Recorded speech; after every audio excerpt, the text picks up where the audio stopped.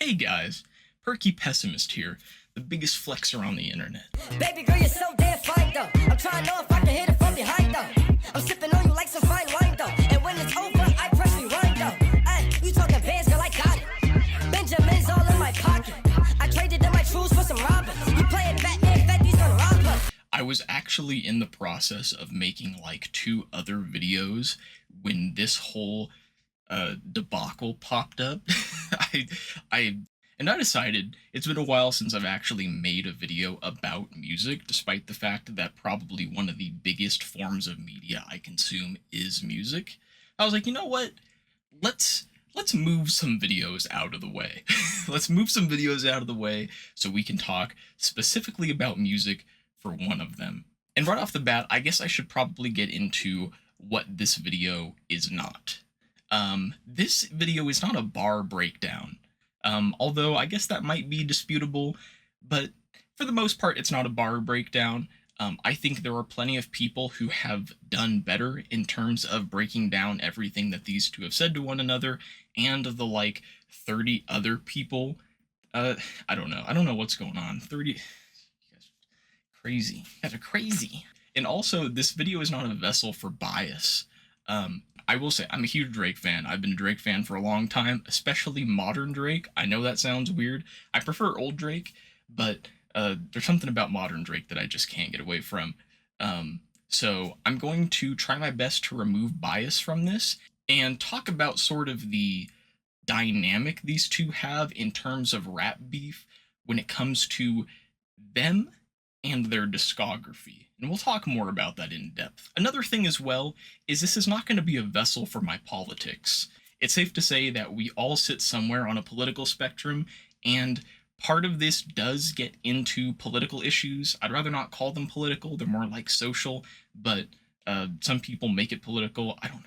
Listen, I'm staying out of it. I'm staying out of it. And finally, this isn't tea time, all right? This isn't receipt time or tea time. What I'm going to go ahead and do is I'm going to take these diss tracks relatively at their face value, unless things have been proven wrong. Now, I know normally you would, you have to be proven guilty. In these cases, I'm going to assume that these two are fairly accurate about one another, and if there are any lies that do come up, I will try to touch on them, but for the most part, I probably am not going to do that. So, whenever someone creates music or any other form of art, they're almost always trying to say something. They're trying to accomplish something. They have a goal in mind. This can be something like spreading things like agendas or aesthetics. It could be purely for entertainment with not much of that considered. And it can also be a form of personal expression, first and foremost. And it can also expose maybe a more niche side of your personality, or sort of a feeling you have within you that's not necessarily you. And that's sort of what we're going to touch on today. The nature of personas within art. I'm like moving my hands a lot and I feel like you're not seeing it because it's all down. I'm very down here oriented. I'm not up here. I'm going to try to do my hand movements up here so you can really see. I'm not even, that's the nature of rap beef is weird, and a lot of the times I think people sort of misconstrue what it's meant to be. First and foremost, we go into any piece of art with sort of this idea of persona, whether it's been explained to us or not. You're playing a part, you're a character to some degree, right?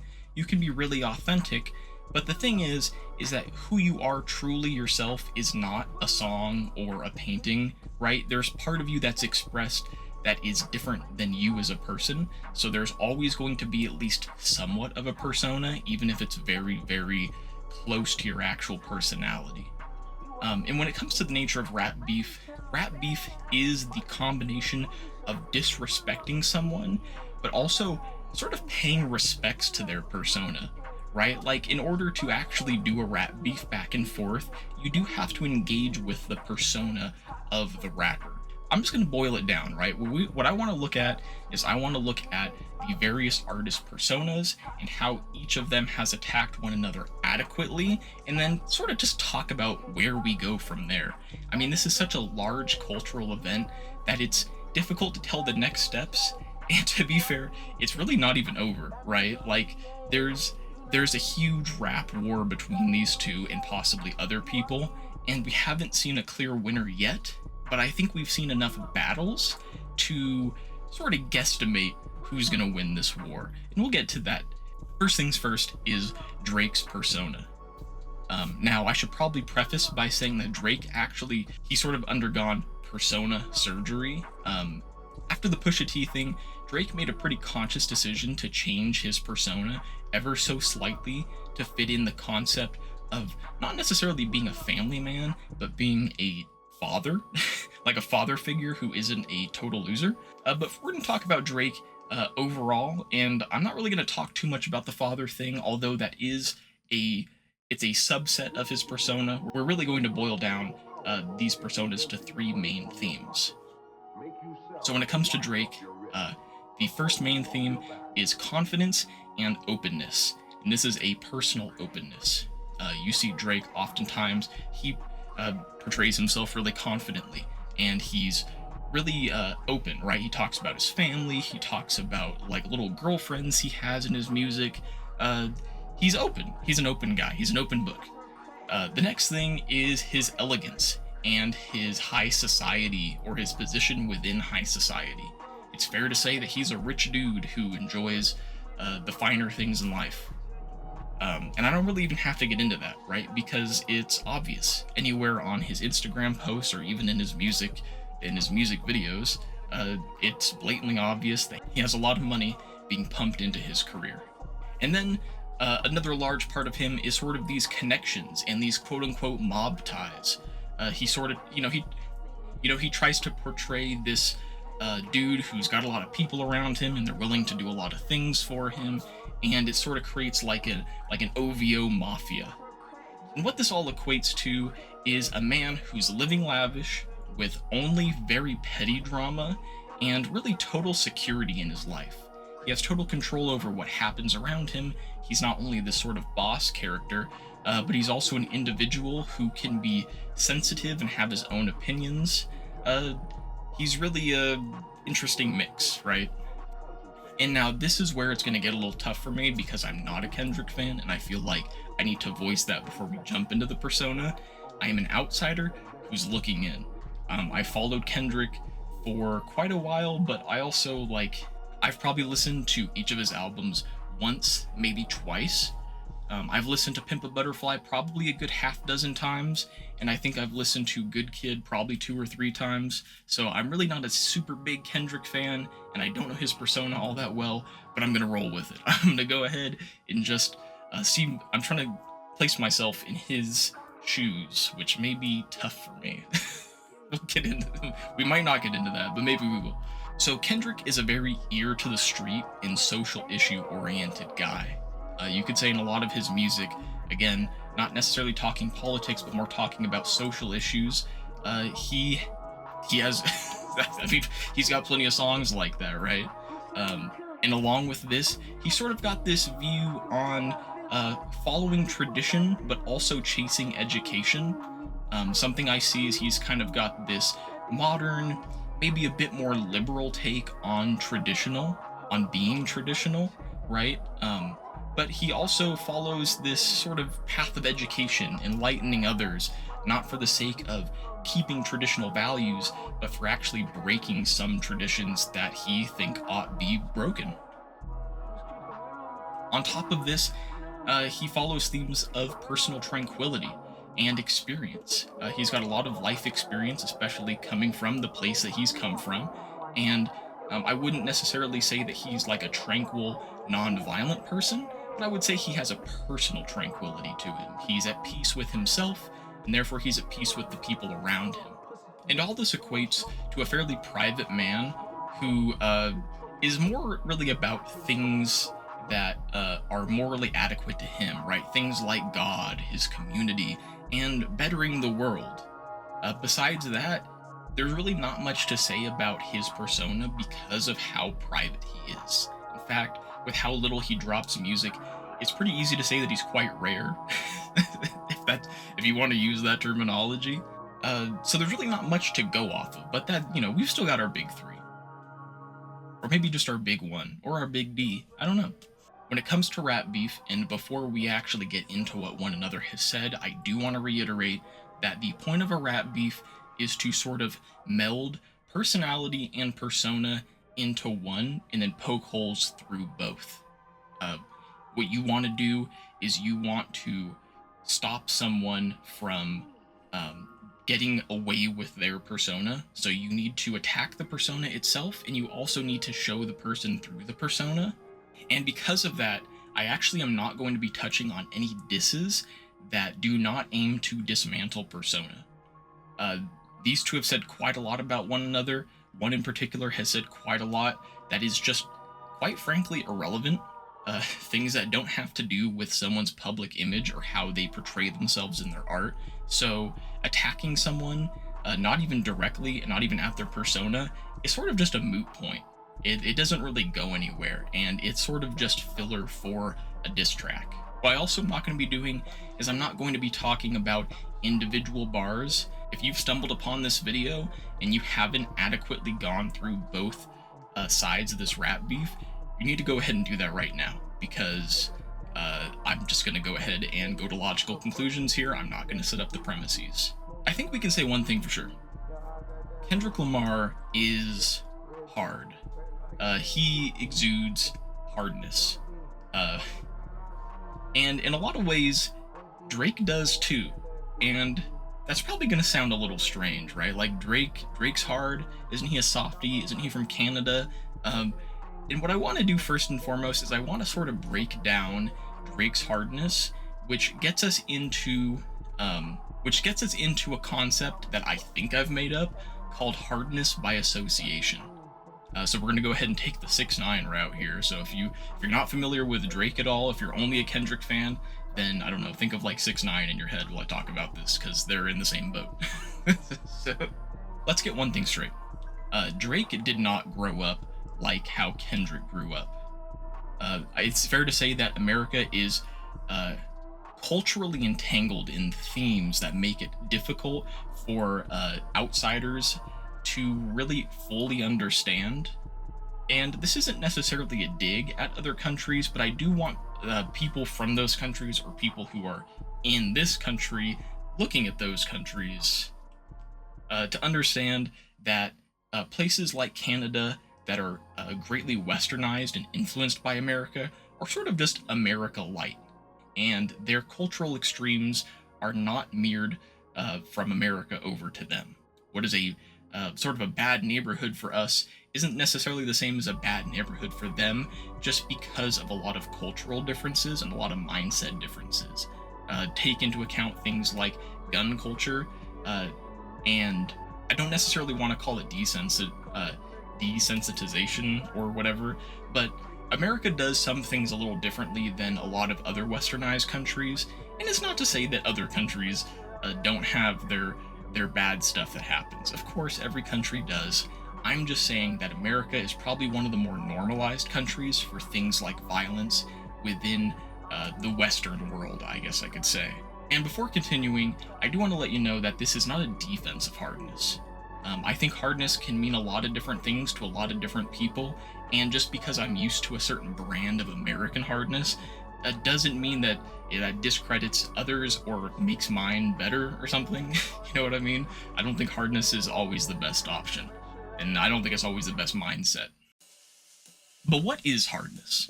Hardness is a confidence in your ability and stability within your vision.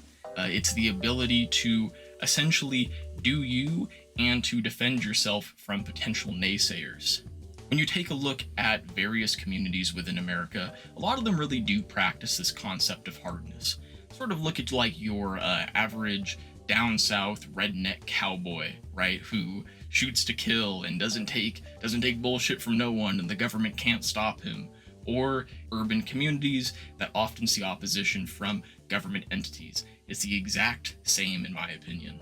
This idea that you need to do you, and you can't let others stop you from doing you. You need to practice absolute freedom, even if that means defending yourself.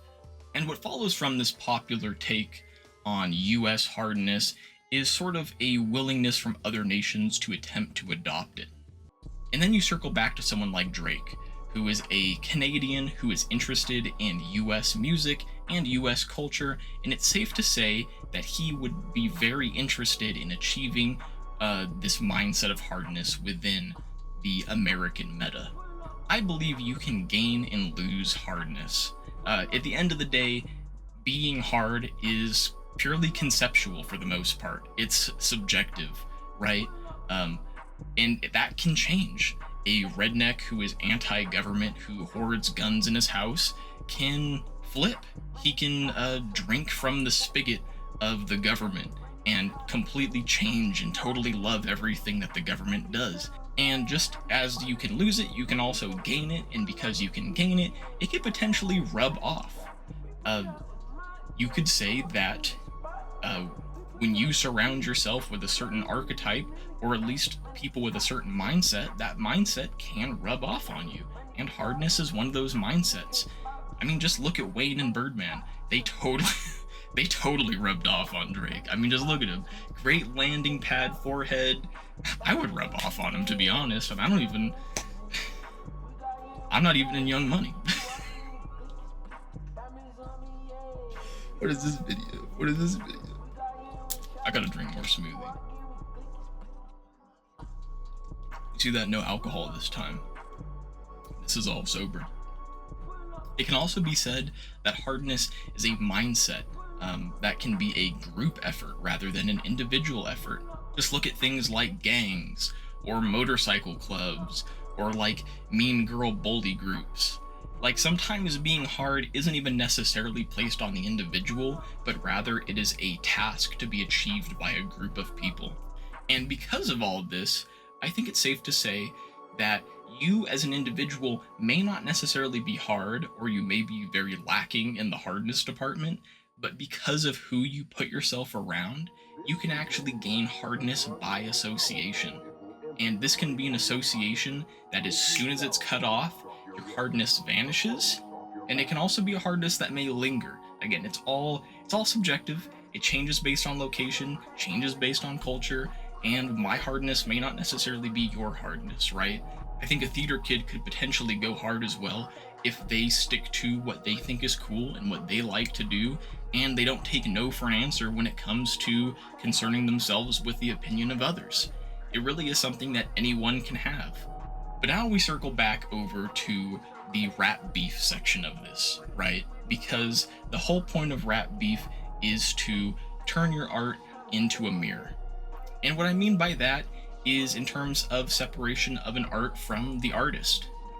Now, I know maybe not everyone agrees with me on this, but I think for the most part, you can separate art from an artist as long as the art persona and the actual person behind the persona are two different people. A lot of confusion happens when they're the same person. There's plenty of examples of this right now, of artists who can't just shut up and be their persona, and now they've become one with their art, and therefore are judged accordingly. I'm not gonna name names. It's not my time to start beef with these rappers. So, what happens if you expose someone's persona? What happens if you lyrically, musically, TikTokly, Vinely, force someone to turn their art into a mirror?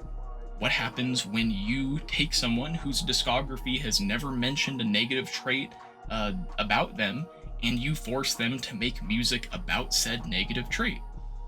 Let's say I'm making rap music and it's only about shooting.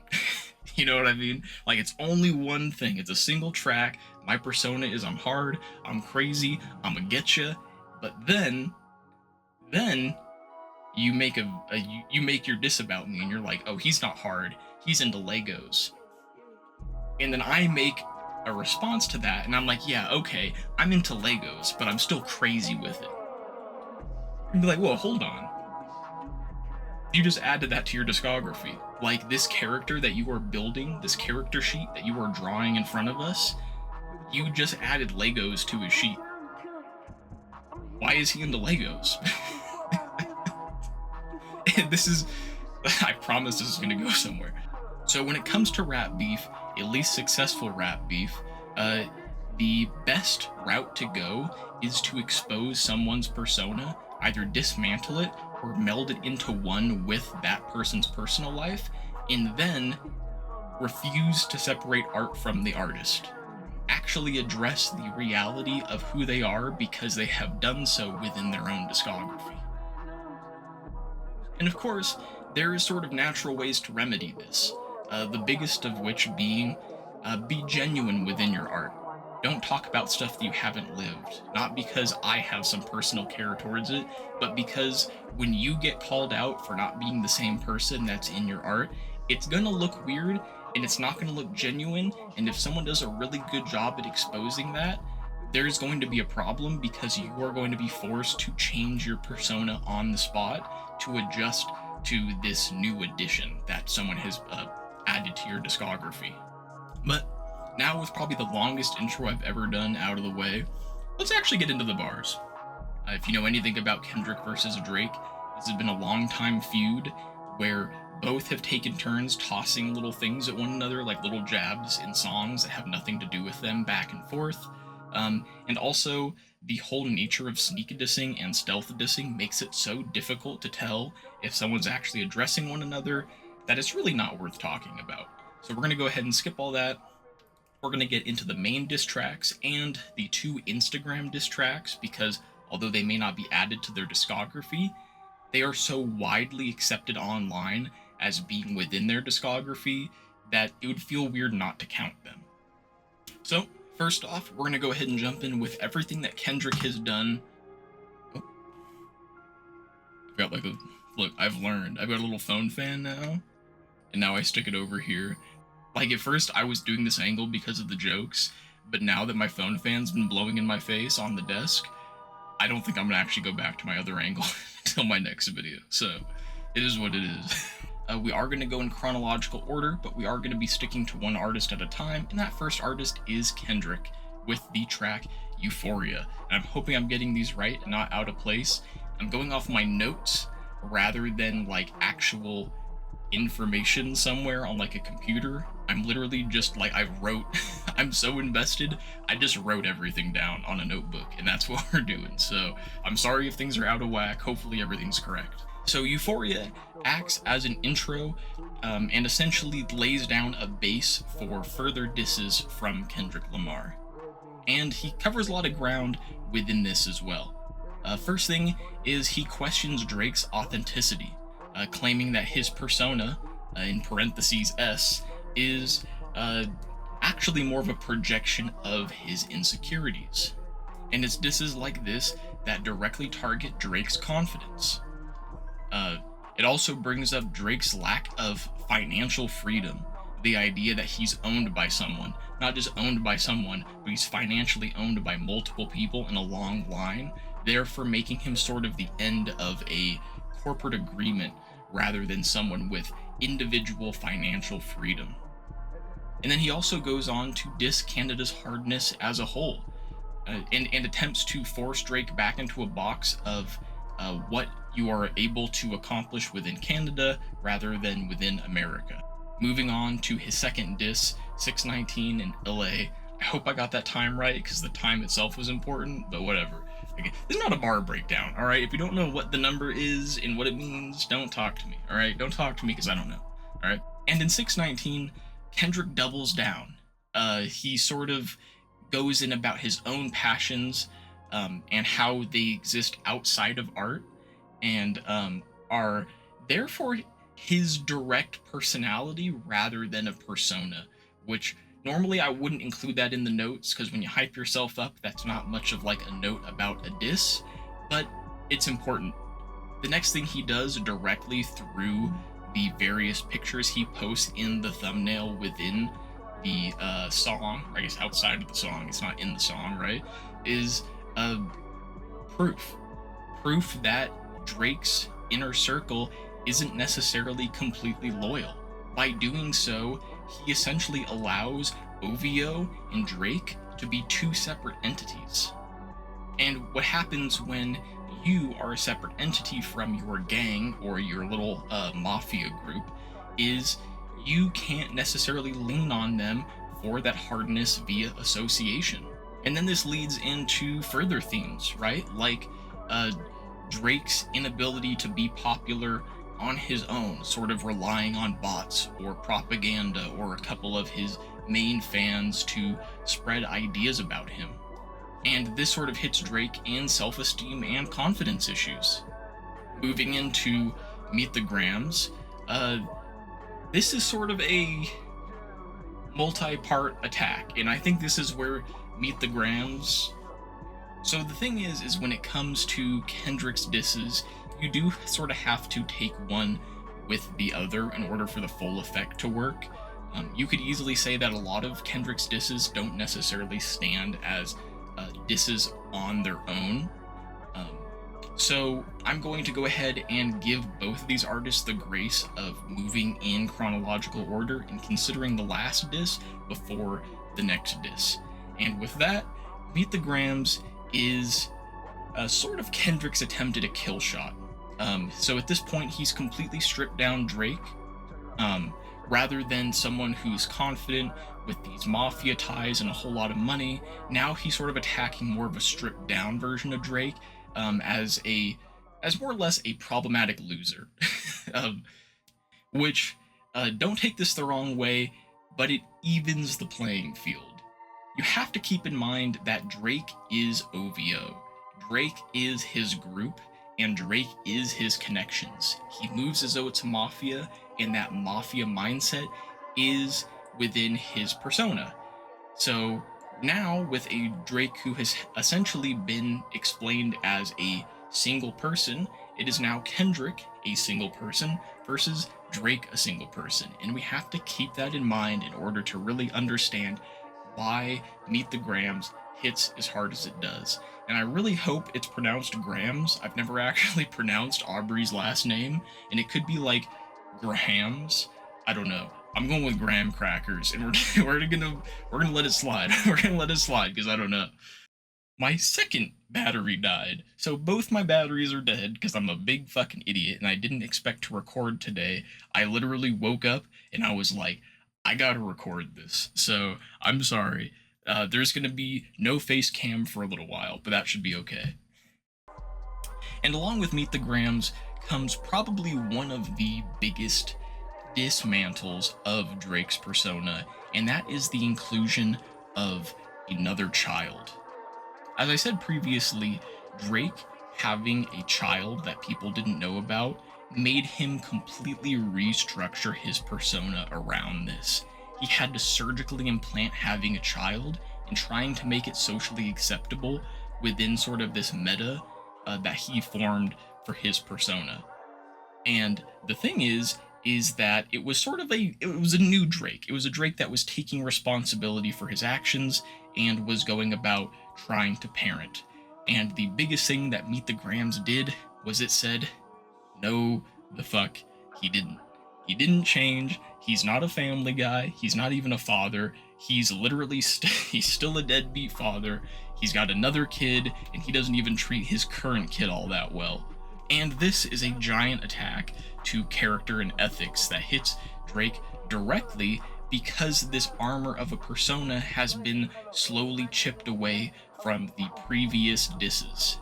Not to mention framing OVO as less of a mafia or a gang, but more of as a systematic assault on children, aka minors, aka Minecraft players, has led to the absolute downfall of the concept of OVO being hard in general. It's because you have to keep in mind that we're working with American hardness here, and just about nowhere in America is someone considered hard for playing Minecraft, if you will, engaging with the Minecraft players. Generally, no matter where you go in America, where they practice ideas of hardness, you're forced to respawn, except it's on hardcore mode and there's no respawns. So this is diabolical, and we'll get into that. I really honestly don't want to get into how hard things hit right now, but I do need to stress that once you've stripped away everything that makes Drake's persona his, the idea to go back and then be like, even if you attempt to rely on that previous persona, I've now framed it as a Minecraft server, uh, that looks really bad for your hardness.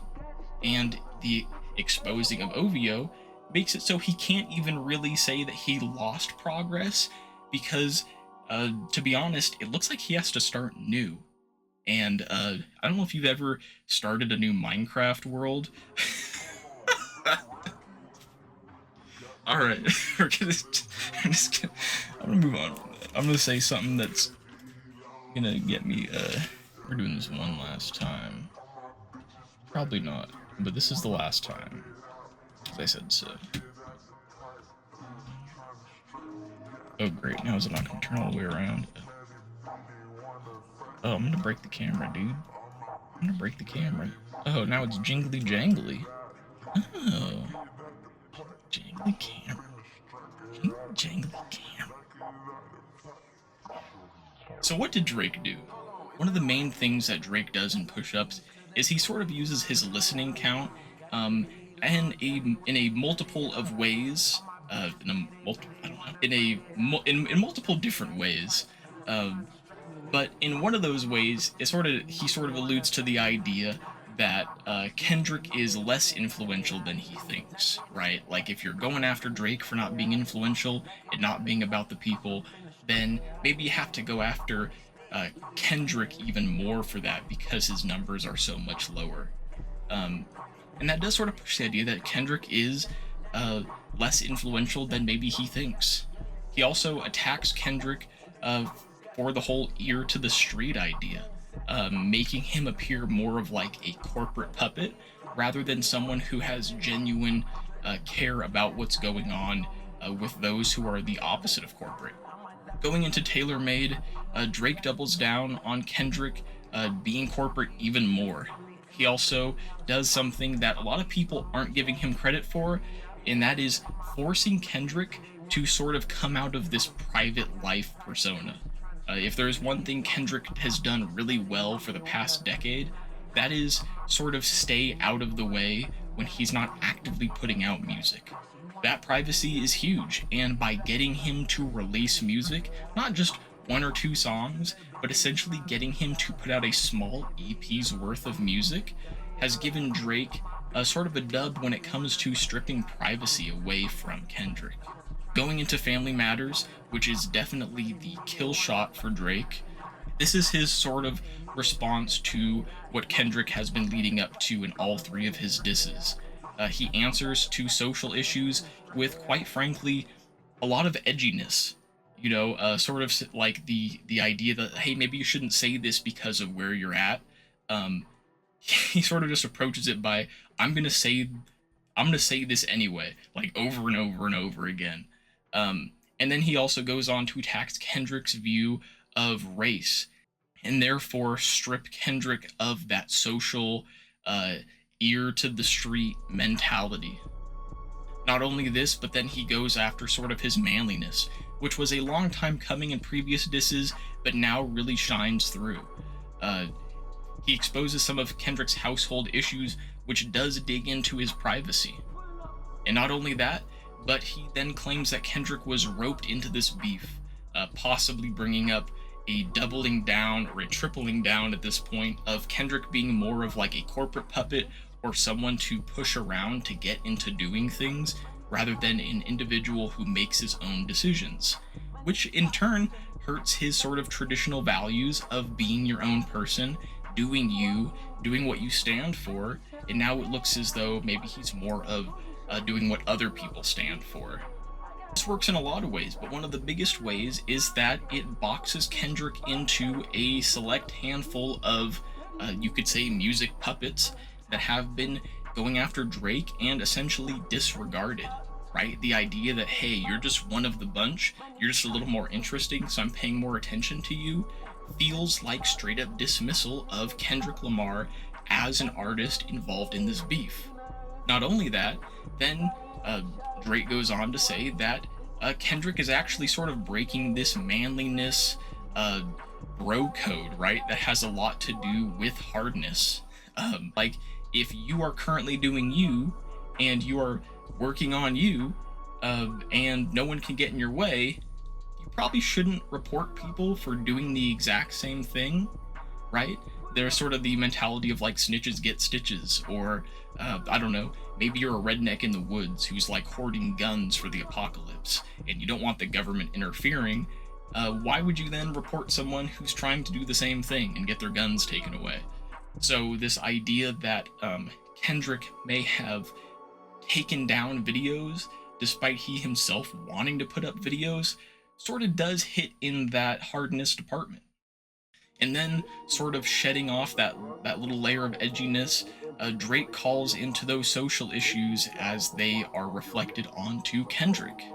He inserts bias into that ear to the street mentality, and therefore makes the claim that Kendrick is more of a false family man whose morals only work for certain people and demographics that he cares about, to the point where he will actually keep his family private, using his own privacy against him, for the sake of making the statement that Kendrick is actually disappointed in some sort of aspect or category that you could potentially position not only Kendrick's wife and son in, but Drake and his son as well. Drake then goes on to talk about Kendrick's traditional lifestyle, saying, making fun of things like Kendrick's unwillingness to get married or look to other people as potential partners. And this sort of discourages the idea that Kendrick is some private family man, but more of just a non-family man who hasn't been caught yet. And it's safe to say through these couple of disses that Drake successfully shines a light on a Kendrick with strange views on race and family, in an attempt to sort of strip away his privacy and his sort of preachy mentality, I suppose, and sort of boil him down to a problematic loser as well. So, the big question comes, and so do I. So, the big question at hand, who won? And I'm going to reiterate from earlier, this is a war that's still going. There's still shots ringing off in the streets, but we have at least 3 big battles here, and I think we can make a determination as to who has won from these battles. Drake has definitely damaged Kendrick's privacy and sort of that rarity persona, right? But at the same time, hitting something like your privacy is a wound that can easily heal, right? If you are known for sort of being out of the public eye, and then you're brought into the public eye, well, that's solved by just no longer being within the public eye, which you can say may be easier said than done, but at the same time, it doesn't take much for him to stay home with his family like he has been doing. So, although Drake has done damage in that department, I think that's a wound that ultimately is going to heal. Something that has probably been ruined for the most part is Kendrick's personal tranquility. This idea that he's sort of a peaceful person who's at peace with himself and those around him, who can't really be bothered. This is simply not true now. And although I don't necessarily think this is the most damaging thing to his persona, you do have to keep in mind that that is a large part of the character that he portrays himself as. And finally, Drake has dropped the ball on race relations as a whole. One of the key things that Drake has tried to do is frame Kendrick's viewpoints as black versus white. The issue is that Kendrick's point wasn't necessarily black versus white, but was more the balance of black and white within Drake's own perceptions, and his own perceptions not only of himself, but of Hardness, and his self-esteem issues that branch from that. Drake made the foolish mistake of assuming that Kendrick Lamar was talking about sort of a broader concept that is able to be weaponized against Drake, whereas what Kendrick was doing was actually directly speaking to Drake as a person with his own self-esteem issues and his own image issues. If your idea of hardness comes from American culture and you get the wrong idea as to what that mindset actually is, and you think it has something to do with race or where you're from, then you've made a fatal error when you go to show people that that is what you conceive of American hardness. It shows an absolute disconnect of what makes Americans culturally, and the differences between them and other countries culturally. Not only this, but it brought out an edginess in Drake, where he's sort of like, oh, you're calling me white, I'm gonna say the N-word a lot. And this idea of black versus white is totally counter productive for Drake. I actually have no patience whatsoever. I'm literally I am charging one battery while the other battery is being used up. Long story short, the damage done to Kendrick's persona is mostly healable. But now let's go ahead and get into what Kendrick has done. What Kendrick has managed to do is a damage that is beyond persona. And this is fueled by the fire that Drake has no confidence or sense of self, and therefore has no grounds for individual hardness or any other real sense of self. Any persona that he portrays is one that comes from his own biases when you think of things like culture and race. And the thing is with Drake addressing the wrong point and addressing the wrong point in the wrong way, he has gone about not defending himself from this point at all. His whole issue with sense of self and what cultures he pulls from in order to make him have gone undefended. There's probably a better word for that. He hasn't done anything about it. He hasn't said anything about it, and therefore all those little chips to his self-esteem, his image, what makes him not only culturally but within his own perceptions, has been absolutely dismantled. And not only this, but Kendrick has proven that OVO isn't really a unit or a mafia or a gang. It's more of a group that uses Drake for money in return for Minecraft players, which in and of itself, as I said previously, dismantles the hardness by affiliation and gets rid of that whole mob persona, because Drake is the OVO brand at this point, and to successfully label the OVO brand as a bunch of Minecraft player enjoyers leaves a sour taste not only in the public's mouth, but in Drake's mouth for the people around him, and overall, again, it ruins the mafia mentality. And then in his kill shot, Kendrick has planted seeds of doubt within Drake's friend group. People who are within his class, who have as much money as he does, and who regularly spend time with him, are now forced to second guess themselves because they have been adequately warned of something that has essentially already been proven but has now been brought to light, which forces them to sort of either be the bad guys with him or abandon him within their class. When you call something out like the Epstein Island, then everyone who's ever gone to the island doesn't want to admit they've gone there, and for sure none of them will go back. And the ones who do go back are genuine weirdos because now they've been warned properly. And for someone like Drake, who is so focused on something like class and elitism, this is a total dismantling of those feelings. He's now only within that class because he is a ringleader. He's a Minecraft server moderator. Now, one thing you can say about Kendrick is that he sort of dropped the ball on elegance, right? A big part of Drake is that he's rich, and you can't really stop that. You can't really say much to explain away the vast amounts of physical wealth that obviously exist. But as I was going to write for this video, something quite peculiar happened, and the only soft spot I have within Kendrick's dismantling of Drake was sort of covered over, because he just dropped a track that exposed the whole Minecraft server, and essentially pointed to every single person within OVO and called them Minecraft server moderators. So although I can't necessarily take away Kendrick's lack of being able to attack elegance, what he has successfully done is make that money that was gained uh, look evil because it was funneled into a group that wants to play Minecraft and only wants to play Minecraft.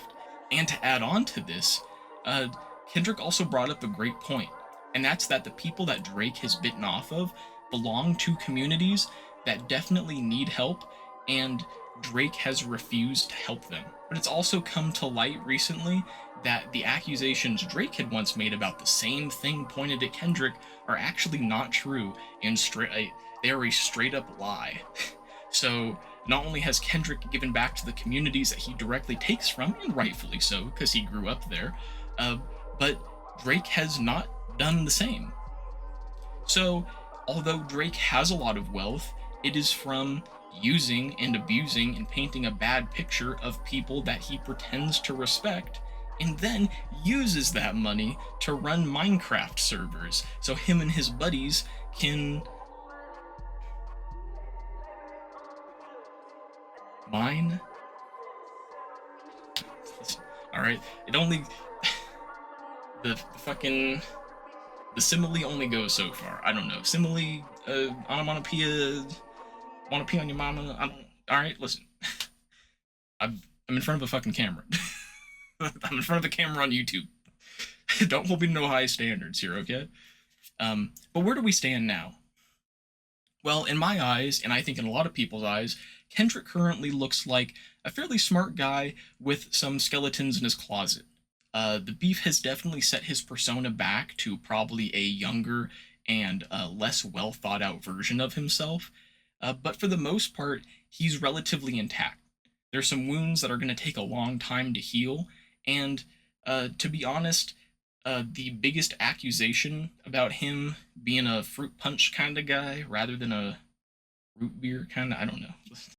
It sucks to say about society, but that's not the worst thing you could say about someone, at least in society right now, which I think says more about society rather than my personal opinion on it. Now, of course, I am someone who would not forgive something like that, but society will. Let's just be honest. Society will. We've got a lot of problems, and a lot of problematic people fit right in, and whether this happened in the past or is currently happening, I think people are going to shrug at it. And because of that, Kendrick is essentially untouched right now. On the other hand, Drake is a guy who pays for Minecraft servers and and a moderation team, a whole moderation team for his Minecraft server. And all the emeralds in the worlds have bought him a big old Minecraft mansion, but that Minecraft mansion is dark. It's got no torches in it, and it's full of creepers and skeletons and slimes.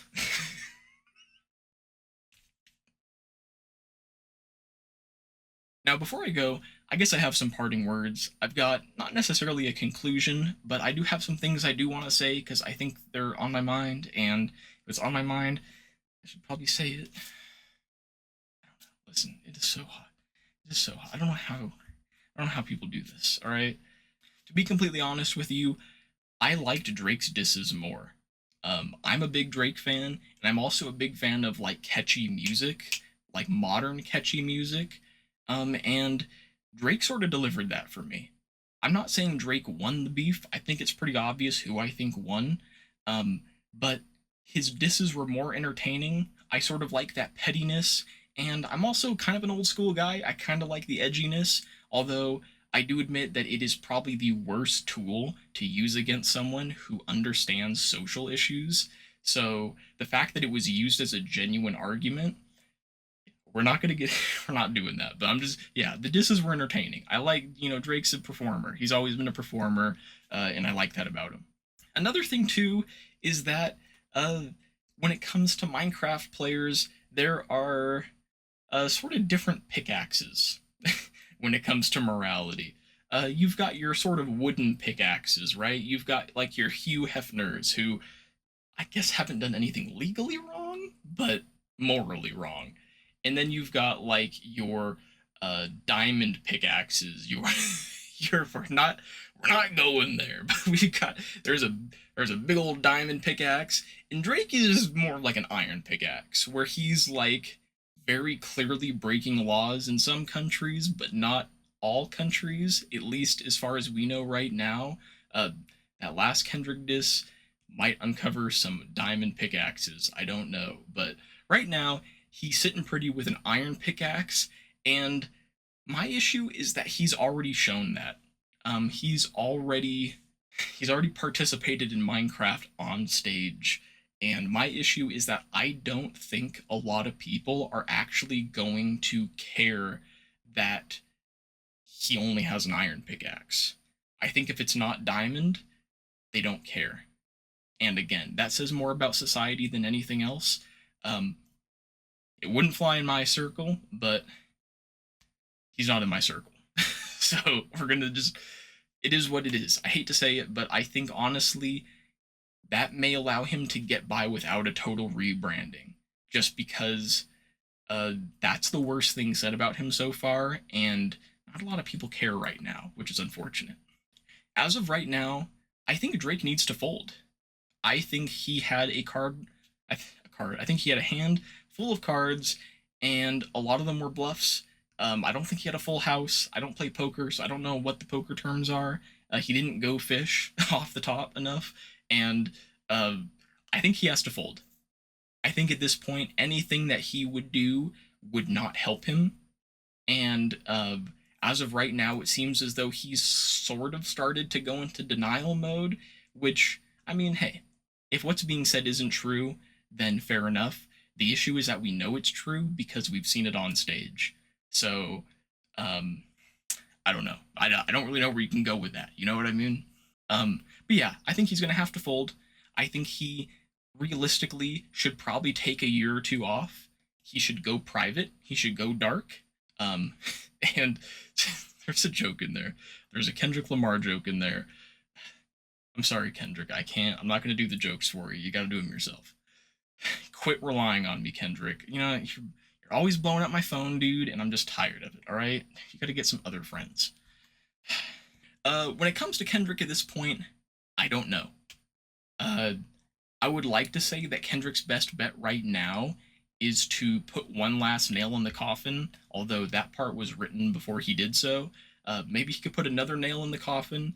I think it would be worth his time to address Kanye real quick, because Kanye slipped himself in, and he even mentioned Kendrick and hasn't really received much from that, as far as I know. And the thing is you don't even want Kanye to be on your team from afar. I think that would be worth addressing, not as like an individual diss, but as sort of like, telling Metro Boomin to just make some drums, right? I think I think Kendrick should probably do the same, but for Kanye. And put one last nail in the coffin and call that. Like get on Drake one more time. Like, actually, if you've got some receipts, feel free to show some receipts. Maybe make a video for it, but get Kanye off your back and make it so even if Drake returns, it would just look desperate. To be completely honest with you, and to be realistic, Drake has been dropping an album every year, sometimes twice a year, and he has yet to drop an album this year, and we are looking, like halfway through the year right now. Honestly, I could totally see him going silent for maybe a couple weeks or even up to a month or two, and just dropping his album. The thing is that when Drake drops, it is a cultural event, and although this beef has been a cultural event, one will at least lessen the other, and if he's playing it completely smart and doesn't want to make any big changes when it comes to his discography or his persona, he's gonna have to just kind of wait this out, let it die down a little bit, even if Kendrick keeps shooting, and just drop an album.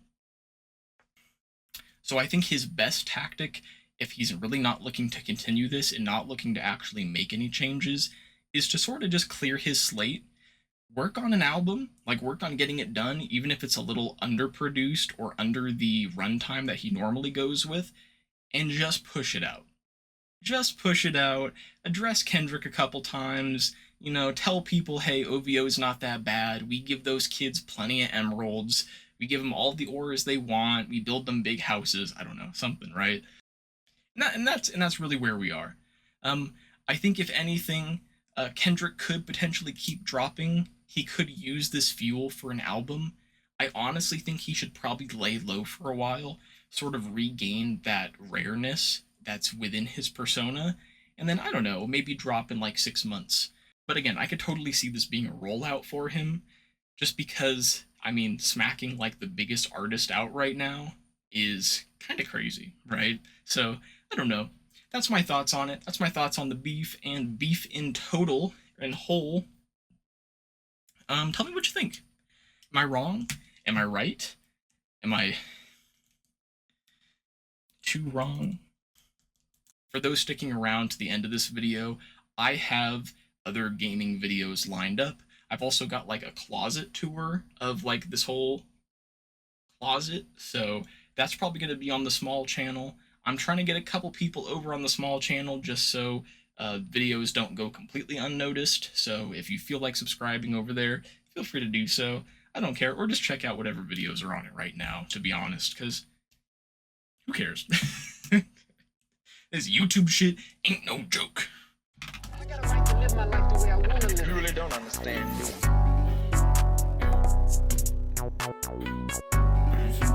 Prophecies written in it. Dark rooms looking like a fading in the wind. Infinite version on succession, bitch, we love.